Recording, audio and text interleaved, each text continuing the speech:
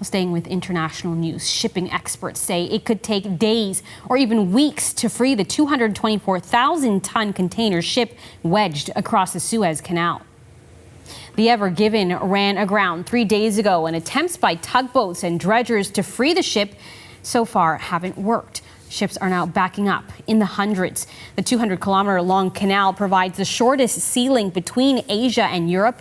About 12% of global trade passes through that shipping route. That's about 50 ships a day, until now, that is.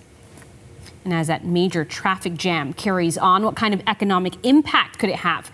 I'm joined now by Jessy Bains. He's a senior reporter with Yahoo Finance Canada. Hi, Jessy. Thanks for taking the time. Thanks for having me. So, when this started out earlier this week, it was kind of funny. We saw the memes and the jokes, but it is a pretty serious situation. Why is this such a big deal for the wider economy if this carries on? I mean, yeah, we have to start with the memes. Of course, we haven't had material like this since Bernie Sanders sat in that chair with that scowl and gloves. There's the one with Ross from Friends yelling pivot. There's Austin Powers trying to get a cart out of a tight spot, even the dog helping to dig out one of the world's largest ships. And that's what it is. It's one of the world's largest ships. We're talking about 20,000 containers. So imagine a tractor trailer driving down the highway, 20,000 of those containers filled with consumer goods. So as long as it's stuck, as you said, hundreds of 200 ships are stuck behind in that traffic jam. They can't get goods to their destination. And again, 12% of the world's trade goes through it, 7% of the world's oil. And shipping journal Lloyd's estimates about $9.7 billion worth of cargo is being held up a day. Right. German insurer Allianz estimates it could cost between $6 and $10 billion in lost trade a week.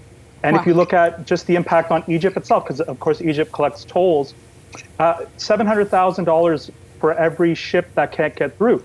That's $35 million a day. If you do the math, as you mentioned, 50 ships going through.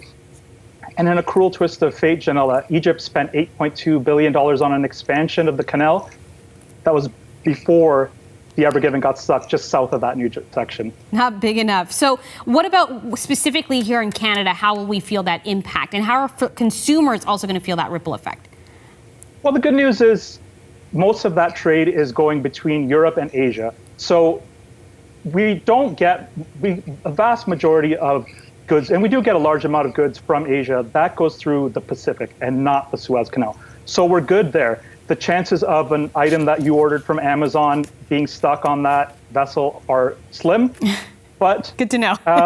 Yeah, and experts are saying it's sort of like a bad weather event unless it drags on much longer. So directly, not too bad. We're doing okay. We can sit back and enjoy the memes and not stress out too much, and nobody was hurt. So, but there's always ripple effects in these kinds of things. There's a huge shortage of shipping containers in China. So all those shipping containers that aren't getting to their destination, they're not going back empty to China. That means there's less of those containers to ship goods to the rest of the world. And just quickly, what are the other options? 50 ships a day waiting behind this one. If they don't want to wait, what are the other routes and how much longer will it take them? Yeah, and just before I forgot to mention that gas prices are going up too.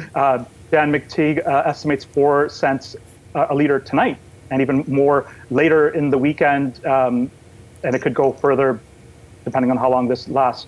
But to your question, the people that are managing these ships are in a bit of a bind. They have 2 choices. They can take their chances, hope that the ship gets cleared, and then they can go about their business. But their other option is to reroute through the Horn of Africa. Thing is, that costs $500,000, and it'll be delayed about a week. On top of that, some of those waters are less than hospitable. You'd have to deal with pirates. Expensive and dangerous. All right, Jessy Bains, senior reporter with Yahoo Finance Canada. Thanks for chatting with us, and we will keep watching that ship. Thank you.